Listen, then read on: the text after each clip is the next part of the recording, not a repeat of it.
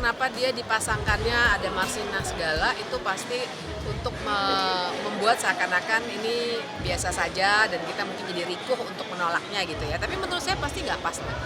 Nggak pasnya karena kita tahu bahkan landasan kenapa ada yang namanya reformasi, ada amandemen UUD 45 itu semua karena kejahatan yang dilakukan oleh Soeharto selama 32 tahun. Jadi yang bukan hanya soal pantas tidak pantas ya, pantas tidak pantas itu kan relatif ya, tapi juga dampaknya pada sejarah Indonesia dan dampaknya bahkan pada hukum tata negara.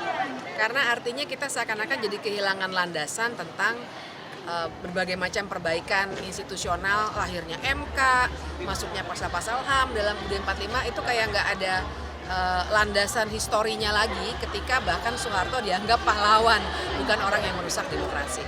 Mbak, kemarin kan saat ditanya kan juga itu jadi salah satu alasan tidak hanya Soeharto tapi ada tokoh lain. Apakah itu juga bisa jadi indikasi cara-cara pemerintah untuk mengaburkan fakta-fakta itu, Mbak, dengan menyandingkannya dengan tokoh-tokoh lain? Iya, jadi saya sih melihatnya jelas begitu. Apalagi yang disandingkan kontras sekali ya, Marsinah. Kita mesti ingat Marsinah itu dulu dibunuh nggak langsung oleh Soeharto pasti, tapi kan namanya presiden itu dalam kekuasaannya lah dan dalam metode dia berkuasa lah Marsinah dibunuh gitu. Tapi kan itu cara untuk menyelubungkan bahwa seakan-akan pemberian gelar ini ya prosedural biasa gitu. Nggak akan Soeharto sendirian yang diangkat, karena jadinya kita akan lebih mudah untuk menolaknya. Nah sekarang kalau serombongan dengan yang lain, kita ada kerikuhan pasti, dan juga kita jadinya harus berbicara dengan keluarga orang-orang lain yang dinominasikan. Mbak melihat di balik ini semua ada sesuatu gitu mungkin Ya, kalau karena saya sih presidennya iya, menantu atau apa gitu. saya kira bukan sekedar relasi personal karena dia mantan ya menantu, tapi juga cara pandang bahwa apa yang terjadi di masa Orde Baru itulah yang baik.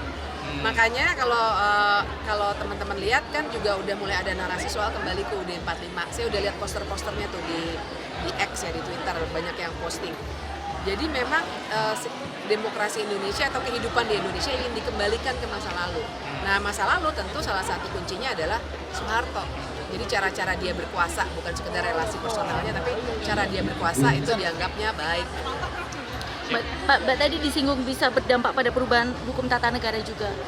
Bisa digambarkan, Mbak, seperti apa? Yang saya khawatirkan tadi ya, jadi kita seakan-akan tidak punya basis sejarah yang mengafirmasi bahwa amandemen UUD 45 itu memang layak dilakukan justru karena kekuasaan Soeharto eksesif, karena UUD-nya dulu longgar sekali. Ya kan dulu kan Soeharto bisa 7 kali, karena zaman dulu nggak ada tuh pasal 7 yang bilang bahwa presiden hanya boleh berkuasa 2 kali masa jabatan, misalnya itu.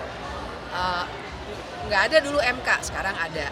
Nah saya khawatir ini semacam langkah awal untuk bilang bahwa nggak ada landasan untuk mengubah UUD 45 sehingga seperti sekarang, sehingga UUD-nya pun nanti kita balikin aja, Soehartonya aja pahlawan kok, nggak ada masalah dengan dipilih 7 kali secara demokratis, dalam kacamata demokrasi, jadi nggak ada masalah dipilih 7 kali misalnya begitu.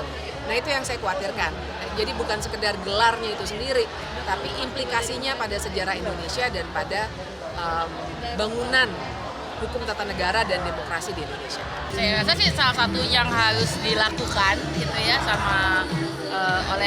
oleh negara ketika punya keinginan itu, mungkin perlu juga dikembalikan ke rakyat. Rakyat bersedia apa enggak? Karena kan gini, ketika memberikan gelar itu negara tentu saja juga mewakili rakyat, bahwa memang tokoh ini, tokoh A, tokoh B, tokoh C itu punya punya kontribusi besar misalnya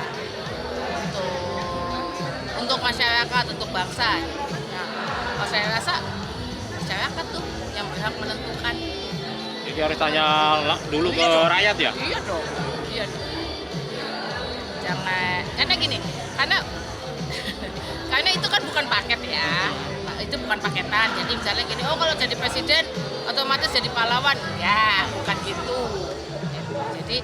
Jadi perlu ditanyakan lagi ke masyarakat gimana. Tapi Kemensos sudah berdalih katanya udah melalui pengkajian mendalam. Iya, pengkajiannya kan pengkajian Kemensos, bukan rakyat. Rakyat ya. Pertanyaannya seberapa terbukanya itu, seberapa seberapa seberapa banyak itu mewakili suara masyarakat apa enggak kan itu. Mbak, yang jadi sorotan juga kan digandengkan dengan tokoh-tokoh lain. Nah itu juga jadi salah satu dalih begitu ketika ditanya oleh Mensos, salah satu dalihnya adalah itu. Gimana Mbak tanggapannya dengan disandingkan dengan tokoh-tokoh lain? Ada Marsina. Ada Marsina. Bahkan ada Gus Dur juga yang masuk nominasi juga. Iya, ada Gus Dur. Makanya, jadi kalau saya sih, misalnya makanya saya sebenarnya cuma bisa mewakili keluarga Gus Dur. Jadi kalau itu pertanyaannya tentang Gus Dur gitu, karena katanya juga diisukan begitu, diisukan.